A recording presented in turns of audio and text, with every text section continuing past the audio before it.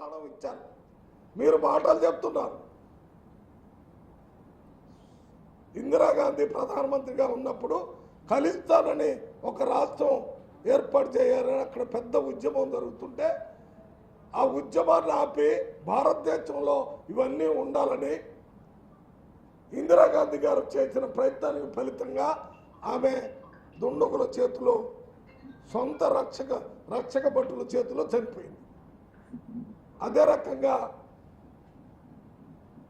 మన రాష్ట్రం తమిళనాడు, శ్రీలంకకు సంబంధించినటువంటి దాంట్లో శాంతి చర్చలు చేసుకొని దేశం కోసం పాటుపడుతున్నటువంటి రాజీవ్ గాంధీని కూడా దుండగులు చంపేశారు. ఇది భారతదేశ సమగ్రత గురించి కాంగ్రెస్ పార్టీకి ఉన్నటువంటి నిబద్ధత. మీరా కాంగ్రెస్ పార్టీకి ఉమెన్ బిల్లు మీద మాట్లాడటం, మేము ఎన్నిసార్లు డీలిమిటేషన్ మీ ప్రభుత్వం రాకముందే చేశాం కదా. అప్పుడు 71లో చేసింది మేమే, అంతకుముందు 51లోనో ఏమో అప్పుడు చేసింది మేమే.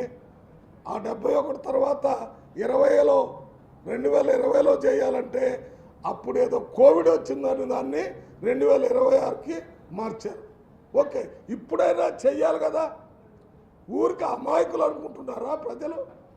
వారి తరపున ఉన్నటువంటి ప్రతినిధులు రేపు పార్లమెంట్లో చూపిస్తాం.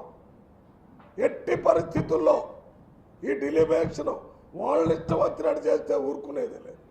అందరితో మాట్లాడాలి. ఈ పోరాటం వల్ల వచ్చిన నష్టాన్ని ప్రజలకు తెలియజేయాలి.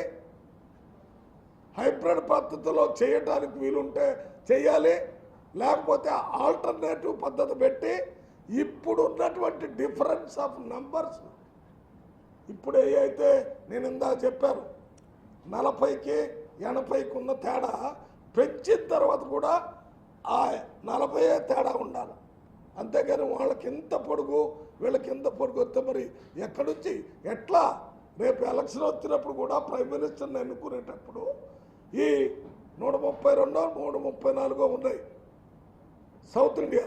ఈ మొత్తం లేకుండానే 330 400 దాకా అక్కడ ఉన్న వాళ్ళే గెలుచుకునేటటువంటి పరిస్థితి ఉంటే ఇది ఏమవుతుంది? దీనివల్ల దేశ విభజన కొరకు సౌత్ ఇండియాలో ఉన్న ప్రజలు అడిగేటటువంటి పరిస్థితిని బీజేపీ ప్రభుత్వం తీసుకురావద్దు. మేము జాతీయ పార్టీ, నిరంతరం భారతదేశం ఐక్యంగా ఉండాలని ఆలోచించేవాళ్ళం. కానీ మీరు మాత్రం మా ఇష్టం వచ్చినట్టు చేస్తాం. ఒక్కసారి ప్రధానమంత్రి గారిని ఆలోచించమని చెప్తున్నారు. వాళ్ళ పార్టీ క్యాబినెట్ మంత్రులు, మినిస్టర్ ఆఫ్ స్టేట్ మంత్రులు, ఎంపీలు వీటి మీద ఏమి స్టేట్మెంట్ ఇస్తున్నారో తెలుసుకోండి. ప్రతిపక్ష నాయకులు ఎవరు మాట్లాడకూడదు. చేస్తే మేము పెట్టిన బిల్లుకు సపోర్ట్ చేయండి, లేకపోతే నోరు మూసుకొని కూర్చోండి అని చెప్తే దీనివల్ల మీరు ఎంత రాజరిక డిక్టేటర్ పరిపాలన చేస్తున్నారో ఇదే ఉదాహరణ. ఇంతకాలం నువ్వు 2014 నుంచి 2026 దాకా ఆగినటువంటి పిఎం గారు ఇంకొక నెక్స్ట్ మంత్లో కంటిన్యూస్గా పార్లమెంట్ పెట్టి 3 ఇంపార్ట్మెంట్ బిల్లుని ప్రవేశపెట్టి వాటి మీద చర్చ చేసి వాటిని పాస్ చేయాలి. పోయి అది కాకుండా 3 రోజుల్లో ఒకరోజు బిల్లులు పెడతాం, 2వ రోజు మాట్లాడతాం, 3వ రోజు పాస్ చేస్తాం. మీ పార్లమెంటేనా? బనానా పార్లమెంట్ లాగా ఉంది. పార్లమెంట్ కాదు ఇది, ఎక్కడో మన వేరే డిక్టటోరియల్ దేశాల్లో వాళ్ళు అనుకుంటే బిల్లు పెడతారు, పొద్దున పెట్టి సాయంత్రానికి పాస్ చేసుకుంటారు. రాజ్యాంగాన్ని మారుతున్నామని చెప్తారు, వాళ్ళు పొద్దున బిల్లు పెడతారు, వాళ్ళు పాస్ చేస్తారు. ఇదా ప్రజాస్వామ్యం? దీని మీద ఇదే రకంగా మాట్లాడితే తెలంగాణ ప్రజల నుంచి తీవ్ర వ్యతిరేకతని ఎదుర్కోవాల్సి వస్తుందని మన బీజేపీ మంత్రుల్ని, ఎమ్మెల్యేని హెచ్చరిస్తున్నారు.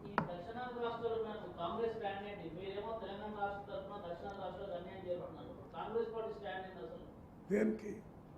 మీ జాతీయ పార్టీ విధానం హైబ్రిడ్ విధానాన్ని మీ జాతీయ పార్టీ సమర్థిస్తుందా? మేము ప్రధానమంత్రికి లెటర్ రాసామంటే ఈ హైబ్రిడ్ విధానాన్ని మీరు చర్చించి దీన్ని అమలు చేయాలంటే ఇక్కడే కాదు కదా. హలో, సౌత్ ఇండియా కోసం కాదు మేము రాసింది, భారతదేశం మొత్తం కలిసి ఉండాలా. ఈ రకంగా డిఫరెన్స్ వస్తే మేము స్టాలిన్ గారి స్టేట్మెంట్ చూసారా? ఇంతకుముందు హిందీ ఉద్యమం అప్పుడు ఎంత పెద్ద ఉద్యమం జరిగింది. మళ్ళీ అటువంటి పరిస్థితులు రావద్దు కదా. మనం మాట్లాడుకొని ఇది ప్రజాస్వామ్యం, మేము బిల్లు పెడుతున్నాం మీరు సపోర్ట్ చేయండి అంటే ఏంటిది? మీ బిల్లుకి ఈ 131 అమెండ్మెంట్కి 2/3 కావాలి. ఎక్కడి నుంచి వస్తుంది? ఎందుకు మీరు ఇట్లా మాట్లాడితే మేము సపోర్ట్ చేస్తామా? మేము బిల్లుకు సపోర్ట్ చేస్తున్నాం. మీరు మాతో మాట్లాడండి, మా ముఖ్యమంత్రితో మాట్లాడండి, వేరే పార్టీలతో మాట్లాడండి. ఇది మిగతా బిల్లు మీరు సపోర్ట్ చేస్తున్నారు, ఓటు కూడా వేయమని అడగండి. అది కాకుండా నోరు మూసుకోండి ఓటు వేయండి అంటే ఎందుకు ఓటేస్తారు? నీ 2/3 మెజార్టీ అయినా ఏం తొందర వచ్చింది? అక్కడ తమిళనాడు వెస్ట్ బెంగాల్లో ఎలక్షన్లు జరుగుతుంటే అది వదిలిపెట్టి ఇప్పుడు ఈ బిల్లు పెడుతున్నాను మీరు అందరు సపోర్ట్ చేయాలంటే అక్కడ మహిళలు రేపు జరిగే ఎన్నికల్లో ఈ మహిళా రిజర్వేషన్ బిల్లు వీళ్ళు పెట్టారు కాబట్టి వాళ్ళకు ఓటు వేయాలనేటటువంటి దుర్బుద్ధితో రాజకీయ లబ్ధి కోసం మీరు చేసే అన్ని విషయాలు మీరు మీ సొంత లబ్ధి కోసం భారతదేశంలో మహిళలకి తీరని అన్యాయం చేస్తున్నారు. 2026 సెన్సెస్ ప్రకారం చేస్తే మహిళలకు పెద్ద ఎత్తున సీట్లు వస్తాయి. 2026 పద్ధతి చేస్తే ఎస్సీలకు పెద్ద ఎత్తున సీట్లు పెరుగుతాయి. 2020 పక్కన చేస్తే ఎస్టీలకు పెరుగుతాయి. ఇది ఒక ప్రణాళిక, ఓ పద్ధతి ప్రకారం బీజేపీ వారి బుద్ధిని మళ్ళీ బయటపెట్టింది. వారు ఎప్పుడు ఎస్సీ రిజర్వేషన్కి ఎస్టీ రిజర్వేషన్కి మహిళకి వ్యతిరేకం, వాళ్ళ ఆలోచన విధానం వ్యతిరేకం. ఇవాళ తప్పనిసరి పరిస్థితుల్లో మేము తెచ్చిన బిల్లుని రాజ్యసభలో పాస్ చేసిన ఈ 11 సంవత్సరాలు పట్టించుకోకుండా ఇప్పుడు పట్టించుకోకుండా ఉంటే ప్రజల్లో విప్లవం వస్తుందనే ఉద్దేశంతో ఇప్పుడు ఆ బిల్లు పెట్టి మేమే బిల్లు తెచ్చాం మీరు ఏం చేస్తారని అడిగితే ఏమడుగుతున్నారు? మీరు తాతకు దగ్గులు నేర్పినట్టుంది, చేపకి ఈత నేర్పినట్టుంది. ఈ దేశానికి స్వతంత్రం తెచ్చింది కాంగ్రెస్ పార్టీ. దేశంలో పంచవర్ష ప్రణాళిక ద్వారా అగ్రికల్చర్, ఇండస్ట్రియల్, ఎడ్యుకేషనల్, ఎంప్లాయ్మెంట్ అంతా రివల్యూషన్ తెచ్చింది కాంగ్రెస్ పార్టీ. ఈరోజు భారతదేశం ఇతర దేశాలకు ఆహార పదార్థాలు పంపిస్తుందంటే ధాన్యాలు because of Congress party. Indira Gandhi green revolution తీసుకుని వచ్చింది, వైట్ రెవల్యూషన్ తీసుకొచ్చింది, ఇండస్ట్రియల్ రెవల్యూషన్ తెచ్చింది, ఎడ్యుకేషన్ రెవల్యూషన్ తెచ్చారు. ఇవాళ ఇన్ఫ్రాస్ట్రక్చర్ డెవలప్మెంట్ రెవల్యూషన్ వచ్చింది. మీరు వచ్చి పైన ఉన్న పంచాయతీ ఆఫీస్కి రంగులేసి ఈ పంచాయతీ నేనే కట్టించినట్టంటే ఎట్టుంటుందో మీరు చెప్పేవన్నీ అట్లే ఉంటాయి. సార్ 1971లో మీరు ఏ రేషియో ప్రకారం అయితే పార్లమెంట్ సీట్లను